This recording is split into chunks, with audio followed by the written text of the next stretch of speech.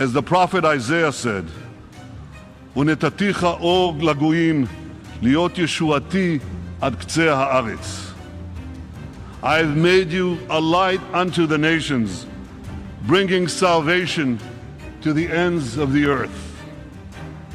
Today, 2,700 years after Isaiah spoke those prophetic words, Israel is becoming a rising power among the nations. And at long last, its light is shining across the continents, bringing hope and salvation to the ends of the earth. It's very important for us to recognize that we possess a great treasure. The capacity to innovate is a great treasure of profound economic value in today's world. We have the economic future of the world in Israel. The true wealth is in innovation, the spark of genius embedded in our people, into innovation, entrepreneurship. And there's a revolution taking place. This couldn't happen at the better time. Look at the 10 leading companies in 2006. 5 energy companies, one IT company, Microsoft. And a mere 10 years later, 2016, a blink of an eye in historical terms, it's completely reversed. 5 IT companies, 1 energy company left. You know these companies, Apple, Google, Microsoft, Amazon, Facebook. Guess what? They all have research centers in Israel. All of them, major research centers. And they're not alone, there are hundreds more. And there's a reason, something is going on. It's a great change. It's a shift from the old world to the new world. Here's the old world, okay? That's the old world, that's all of 10 years ago, okay? Here are the 10 leading companies in the world. They include 5 energy companies, 1, 2, 3, 4, 5, and 1 IT company. Now shift forward 10 years, which is nothing, it's a blink of an eye, and you see this most amazing change. All of these new companies, all of them, top 10 companies, have major research centers in Israel. Not research centers, major research centers in Israel. These are some of the 300 that do. And in some of them, for some of them, these research centers are the most advanced that they have outside their home country. This revolution that you're seeing from 2007 to 2017 is a revolution that is changing our world both economically and in terms of security. I think it'll also change our politics. And what it is basically the meeting ground between big data, IT, and connectivity. Everything is being driven from this nexus. Everything. Israeli technology is driving the world. Israeli technology is driving the world. It's the confluence of big data, connectivity, and artificial intelligence, okay? Did you get that? That tall tower there is the United States. The United States is bigger than Israel. But it ain't that much bigger than Israel. And Israel is number 2. Israel is 1/10 of 1% of the world's population, and we are receiving 20% of the global share in private cybersecurity investments. That's 200 times our weight in the world. What this revolution is doing, big data, AI, and connectivity, is allowing small countries to be big countries. It depends if you have the brains and the system. In order for this to grow, we want to have this as a huge business. We want our position in the world to continue. And we look ahead with pride to the remarkable contributions Israel will continue to make to all nations. Captains of industry, as they're called, that is founders and leaders of big companies and some small companies and medium-sized companies, they're all coming to Israel, including today. I had a meeting with another head of state, and they all want the same 3 things: Israeli technology, and Israeli technology. They crave it. They thirst for it because they know that we're in the knowledge century. They know that Israel is the repository of great genius, great creativity, entrepreneurship, innovation, scientific capability, out-of-the-box thinking. This is a tremendous capacity that we have because people are coming here. The new powers, the old powers and the new powers. You know, the new world powers,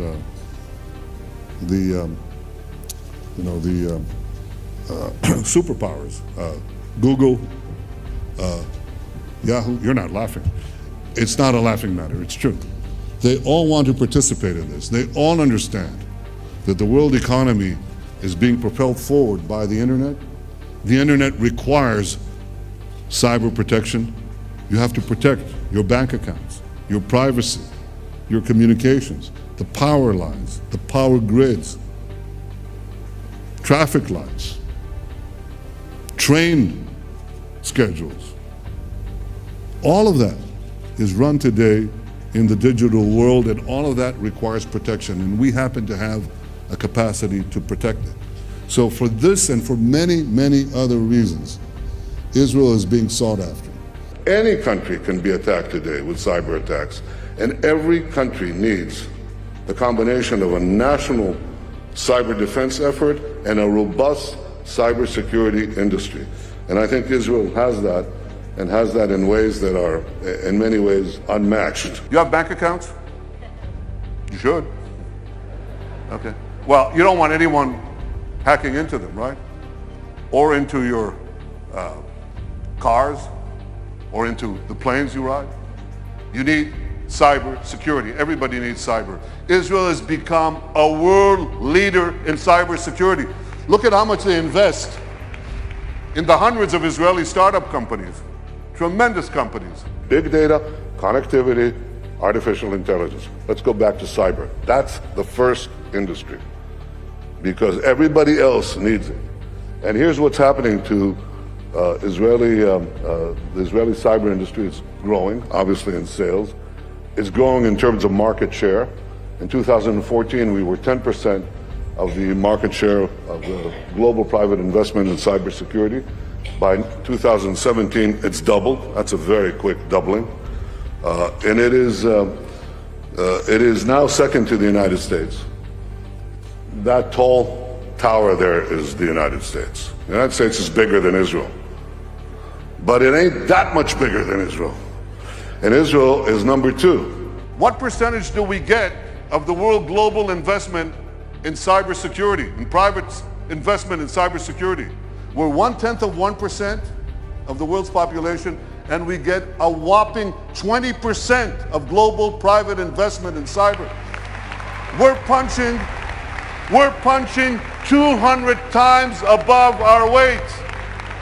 Not 2 times, not 10 times, not 100 times, 200 times above our weight. That's one heck of a punch.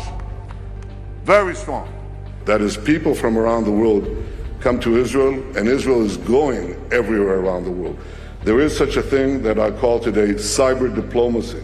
If you want to see it reflected on a map, look at the blue. The blue are all the new agreements that we have made in various efforts around the world in the year 2017. I've been to Africa 4 times in 2 years, to South America, most recently in Brazil. We have, with the great powers of Asia, we have new agreements. Every single country here, in Israel's expanding diplomatic horizons, is talking to us about cyber. They all want to share in our knowledge of cyber defense. That doesn't mean that we share with everyone, and it doesn't mean that we share equally with those that we share. But we do have a general policy of cooperation between governments, and we have a general policy of cooperation with companies. And I'll tell you, we made it stronger by moving Israel to free market principles, which unleashed the spark of genius embedded in our people into innovation, entrepreneurship. Technology. There seems to be a huge growth in Israel. The amount of technology that is developed in your country, and yet it's a tiny little country, and you sell it to, you work with countries, massive countries like India and so forth, That's obviously part of your plan, right? It's very much my plan. Israel has never been stronger militarily, economically, diplomatically, and it's a very deliberate policy. Israel has never been stronger militarily. Tremendously strong.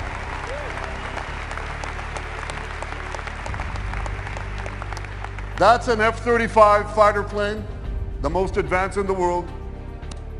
That's an Iron Dome interceptor and many other systems that we developed with the help of America. This incredible military is buttressed by superb intelligence, unmatched in the world. You know, in the last few years, Israel's incredible intelligence services have foiled dozens of major terrorist attacks across the world in dozens of countries.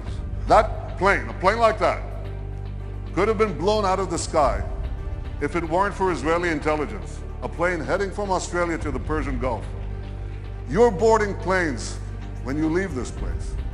You are safer because of Israeli intelligence. It not only protects Israeli lives, it protects innocent lives around the world.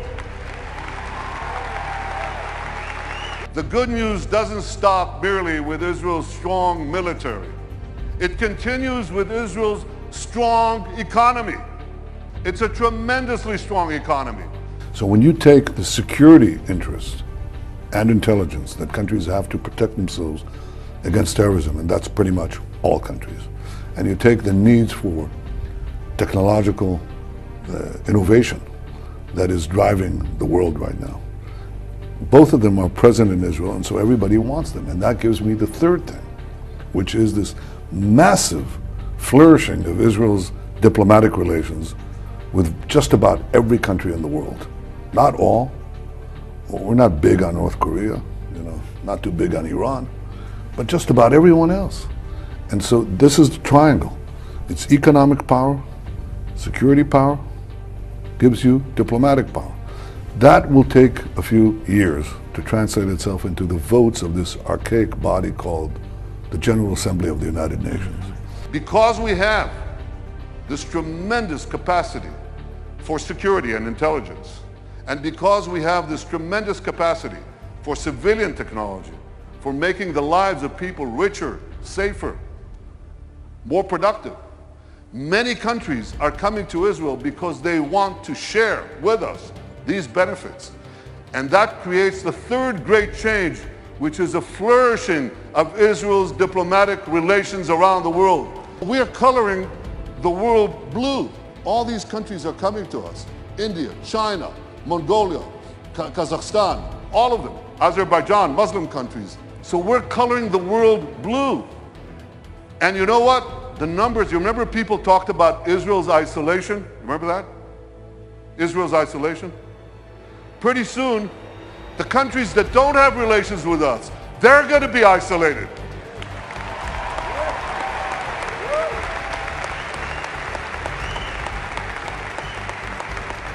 There are those who talk about boycotting Israel. We'll boycott them. Congratulations to all of you gathered at the UN to fight BDS. You should fight BDS, but not because it's going to threaten the Israeli economy. That's not going to happen.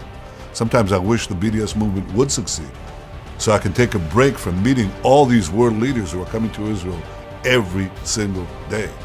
They, or their delegations, or their trade missions, they're all coming here because Israel has become a global force in technology, and everybody wants to partake. It is the Israeli know-how.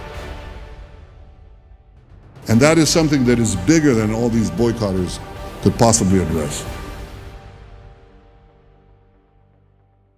I went to school in Cambridge, Massachusetts, and MIT, and I lived in student housing. I used to go every day down to student housing, it's called Eastgate, to go to the Sloan School. So you go down the elevator, walk along the sidewalk to get to the business school, and on the other side of the street, I see this big, ugly warehouse, opaque windows, bars on the windows. Now this is in the MIT campus. MIT is, they have IMP buildings, beautiful. beautiful buildings, and what's this ugly warehouse doing there? And they said, well, that's CIA, NSA.